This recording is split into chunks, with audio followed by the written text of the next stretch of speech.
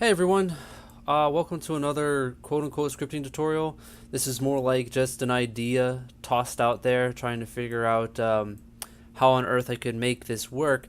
So let me go ahead and pose you a question. If there was a game where you had multiple places, say a universe with multiple different regions, as it were, how would you save the GUIs across every single place? Now, this is a common problem that people with large games try to figure out constantly. One of the solutions that I came up with, and/or probably has been used by someone else, is by using a provisioner. Now, there's a thing called linked scripts, right? That you can have between places. For example, suppose I were to hop into this game, right? This is the same game. I'm just running really fast. If I want to go to the volcano region, I'm in the lobby right now. Say I want to go into the volcano region, right? Um, and here I'm in the volcano region. It has a red square this time, for example. I'm in the volcano region, cool and all, and I want to go back. No problem. I mean, it's just simple teleport stuff. But how do we update the GUIs that are the same for all servers? You know, for example, an inventory script where I want to pop open the inventory, see what armor I have on, what swords to equip. How do I update all of those at the same time without having to worry about going into each game and updating it? Well, provisioners, as I mentioned before. What I do here is I simply have one script that's put into every single game called the provisioner. It calls upon a module ID, which I have saved in workspace here, just in folders. It shouldn't be in workspace because people can steal them, but you know, hey. Anyway, so it's called assets. So basically, I just have a whole bunch of assets listed here, and these go into their respective services. Now, each one of those services calls upon a module where it loads it into it, and then it says, all right, hey module, I want you to load into that place. And what happens is that if I go ahead and open up that subplace right now, let's go ahead and open that up real quickly. This is the the volcano, quote-unquote volcano region.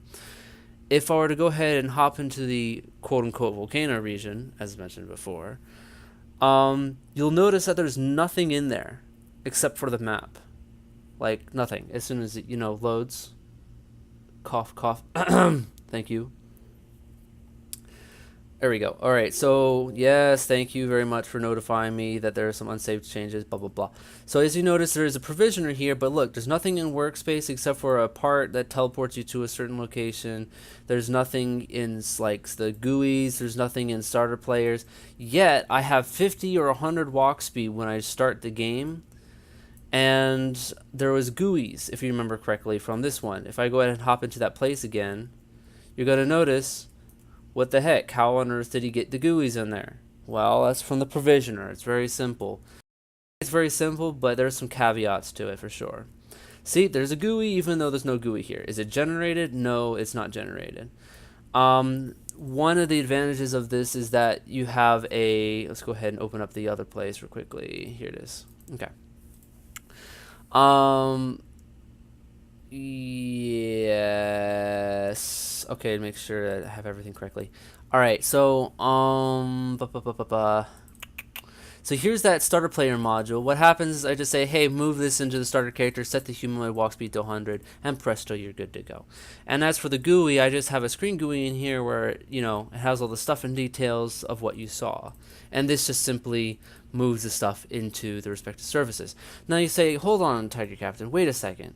What's going on here? Is this like easy to use? Well, not exactly. See, suppose I want to make an update. Say I don't want them to have 100 walk speed, that's too fast. I want them to be more slow, like, 10 walk speed, right? When they first join the game, I want them to be slow. So, alright, what do I do with that? Well, I have to right click, save to Roblox. And this is the starter player module. Yeah, this one. It uploads it. And what happens is, presto, as soon as I join a new server, or as soon as a new server is created and I join that new server, I now have 10 walk speed. You say, hold on, but you didn't update the game. Well, that's the magic of using assets, is when you don't need to update the game. You can just say, hey, I want to make this button a blue button, right? And I want the framed shadow to have a blue button shadow, but a little bit darker, right around there. Alright, and then cool. Now you just gotta save it. Save to Roblox. And then start a GUI module. And presto. It's not obviously loaded because this is the wrong game. Oh, heck, why did I make it so far away? But obviously it only works in new servers, so if you join an old server, it will have the outdated version. I'm thinking about a way to make a version control so it updates and so on and so forth, but I'm unsure still. Oh, and this is also another recurring bug. I have it ready to fix this. What happens is I set it disabled so you won't spawn until after. It's easy fix for right now. 1 second.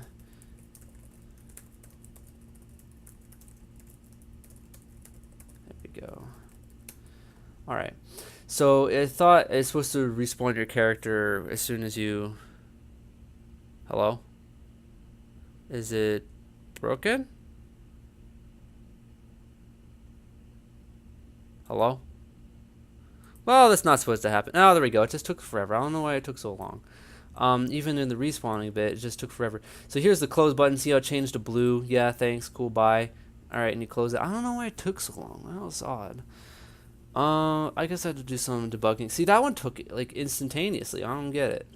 Maybe it's the oh, I know why. Maybe the provisioner is waiting until this module is ready, and what if it just took forever to load because it was just recently updated? I don't know. I have to work on that. I have to make it so that they know that they should be waiting for it to finish loading and all that stuff. The more stuff, the longer it takes to load. You get the idea. Anyway.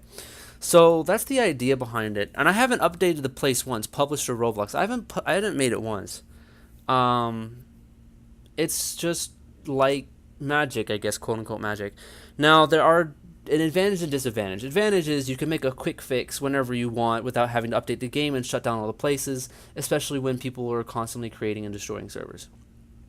That's the advantage. The disadvantage is the inconvenience of like trying to update all the time, like right click, save, publish, and it's no different from saying file, publish, choose a game, blah blah blah.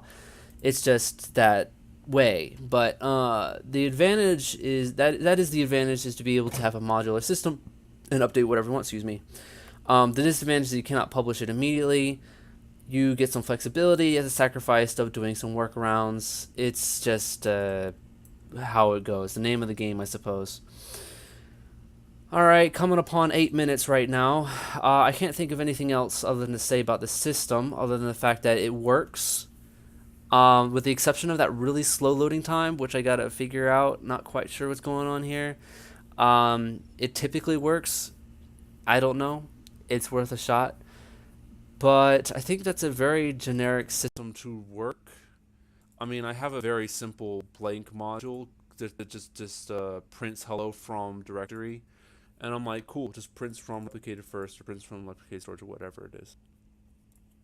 And these modules don't ever have a parent. They're just stuck in null parentville, null as it's known as. And you can just have it do whatever you want here. For example, with the starter player module, I just, hey, grab the local script, put it into starter character scripts. Easy peasy, right? Or for the GUI, just move the GUI into the screen UI. No problem there. That's my idea, and it worked.